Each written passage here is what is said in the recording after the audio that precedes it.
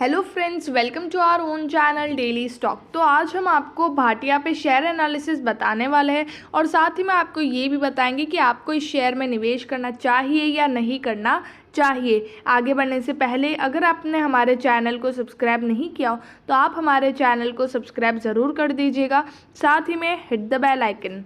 सबसे पहले हम आपको कंपनी के बारे में बताएंगे कि कंपनी क्या करती है, उसके कॉम्पिटिटर्स कौन कौन है, शेयर प्राइस चार्ट बताएंगे, शेयर होल्डिंग पैटर्न बताएंगे एंड क्वार्टरली रिजल्ट का एनालिसिस करेंगे। So let's begin. Bhatia communication and retail. Bhatia सब लोगों ने सुना ही होगा, लाइक ऑलमोस्ट लोगों ने सुना होगा, क्योंकि अगर आप मोबाइल वगैरह लाते हो रिटेल शॉप से, बहुत सारे लोग हैं जो रिटेल शॉप से लेके आते हैं, तो लोग भाटिया से लेके आते हैं। मतलब भले ही वो वीवो कंपनी है या ओप्पो कंपनी है, आईफोन है, जो भी है, XYZ कंपनी है, बट आप भाटिया से लेके आते हो, तो ये वही है, ये वही शॉप है और वही वो लिस्टेड कंपनी भी है। ये engaged है business of retail and wholesale distribution business of mobile handset, tablets, data card, mobile accessories, mobile related products. Mobile related जितने भी प्रोडक्ट्स होते हैं वो सारे प्रोडक्ट्स आपको भाटिया शॉप पे मिल जाते हैं। मार्केट कैप है 353 करोड़ का, तो ये एक स्मॉल कैप कंपनी है। स्टॉक प्राइस टू अर्निंग है 63.5, इंडस्ट्री का 36.9, लेकिन जो ये करंटली जो स्टॉक प्राइस है, करंट प्राइस है इसका 28.2, ये बहुत ही महंगे प्राइस पे ये शेयर ट्रेड हो रहा है। तो स्टॉक प्राइस टू अर्निंग अगर आप देखेंगे तो उसी लिए ज़्यादा दिख रहा है, क्योंकि महंगे प्राइस पे शेयर दिख रहा है। बुक वैल्यू से भी काफ़ी ज़्यादा प्राइस पे शेयर आपको ट्रेड होता हुआ नज़र आ रहा है। बुक वैल्यू 3.41, ROCE 13.1% और ROE 9.39%। तो यहाँ पर ROCE तो चलो ठीक ठाक है, मतलब कैपिटल को एफिशिएंटली यूज़ करके रिटर्न मिला है लोगों को, लेकिन जो इक्विटी पे जो रिटर्न मिलना चाहिए उतना अच्छे से नहीं मिला है, सिर्फ 9.39% है। डेट कंपनी के पास ज़्यादा नहीं है, 9.93 करोड़ का ये। प्रमोटर ने 1 भी % के स्टेक को प्लेज पे नहीं रखा है, तो ये काफ़ी अच्छी बात है। इंटरेस्ट कवरेज रेशियो है 7, तो यहाँ पर इंटरेस्ट पे करने की कैपेबिलिटी कंपनी की बढ़िया है। अगर आप देखेंगे 2018 में तो कंपनी का रेवेन्यू यहाँ पर 167 करोड़ था, 2019 में 180 करोड़ था, देन 187 करोड़, देन 189 करोड़।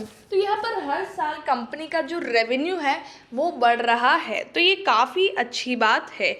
लेकिन उसी के सामने प्रॉफिटेबिलिटी अगर आप देखेंगे तो 2018 में 3.5 करोड़ का प्रॉफिट था, 2019 में 5 करोड़ का था, देन 5 करोड़ 39 लाख एंड 2021 में 3 करोड़ 73 लाख। तो रेवेन्यू तो चलो बढ़ रहा है कंपनी का, लेकिन यहाँ पर 2021 में कंपनी का जो प्रॉफिट है वो डिक्रीज़ हुआ है।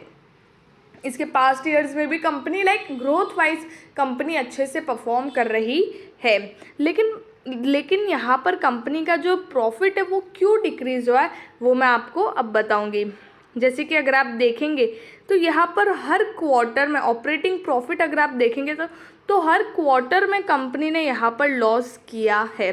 तो ऑपरेटिंग प्रॉफिट मार्जिन अगर आप देखेंगे तो नेगेटिव में है, लेकिन कंपनी का जो अदर इनकम है वो पावरफुल होने के कारण यहाँ पर कंपनी प्रॉफिट में आई है। हर क्वार्टर में कंपनी यहाँ पर लॉस में ही है। कंपनी का जो ऑपरेटिंग प्रॉफिट है वो ऑपरेटिंग लॉस है, मतलब कंपनी को ऑपरेटिंग प्रॉफिट है ही नहीं, जो काफ़ी इम्पॉर्टेंट चीज़ होती है। मतलब अगर आप कुछ सेल कर रहे हो उस पर जो, अगर आपको उसी चीज़ पे मेन प्रॉफिट नहीं हो रहा है तो ये काफ़ी नेगेटिव पॉइंट है कंपनी के लिए। अदर इनकम से यहाँ पर कंपनी को प्रॉफिट है और उसी रीज़न से कंपनी वहाँ पर प्रॉफिट में आ रही है। अभी भी अगर आप देखेंगे जून 2021 अभी भी कंपनी यहाँ पर लॉस में ही है, लेकिन अदर इनकम के थ्रू कंपनी यहाँ पर प्रॉफिट में आ रही है। तो यहाँ पर अभी कंपनी को 3-3.5 करोड़ जितना प्रॉफिट है। तो यही चीज़ है कि कंपनी के अदर इनकम के थ्रू ये प्रॉफिट में आ रही है, तो ये काफ़ी नेगेटिव पॉइंट है। पहले के ईयर्स में भी कंपनी का सेम परफॉर्मेंस है और अभी भी वैसा ही है, बस रेवेन्यू कंपनी का बढ़ रहा है, प्रॉफिट भी ठीक है, कंपनी का अदर इनकम के थ्रू बढ़ रहा है। अगर हम देखेंगे प्रमोटर्स तो 73.63% प्रमोटर के पास और पब्लिक के पास है 26.37%। परसेंट। तो प्रमोटर होल्डिंग भी कंपनी की अच्छी खासी है, प्रमोटर के पास अच्छा खासा स्टेक है और फॉरेन इन्वेस्टर्स, डोमेस्टिक इन्वेस्टर्स वो सब इन्वॉल्व नहीं है, बट ठीक है, तो भी ओवरऑल कंपनी की शेयर होल्डिंग पैटर्न अच्छी है।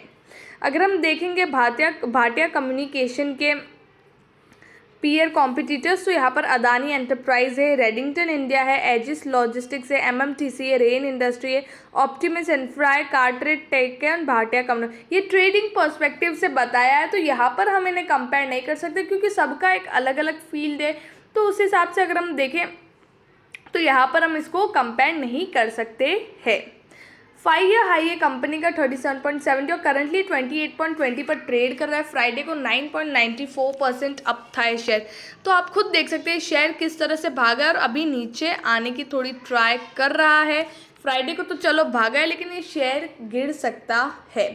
तो और लॉन्ग टर्म पर्सपेक्टिव से भी मैं आपको नहीं बोलूँगी कि आप इस शेयर में निवेश करें, क्योंकि कंपनी मतलब ऑपरेटिंग प्रॉफिट नहीं है कंपनी का, ये ही बड़ा एक काफ़ी नेगेटिव पॉइंट है और उसी के साथ ये बहुत भाग भी चुका है। तो उस वजह से अगर आपको ट्रेडिंग पर्सपेक्टिव से निवेश करना है तो भी इस शेयर को थोड़ा गिरने दो, उसके बाद आप इस शेयर में निवेश कर सकते हो।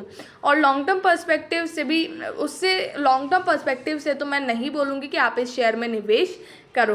तो आई होप आपको Bhatia communication and retail limited के बारे में सब कुछ समझ में आ गया होगा।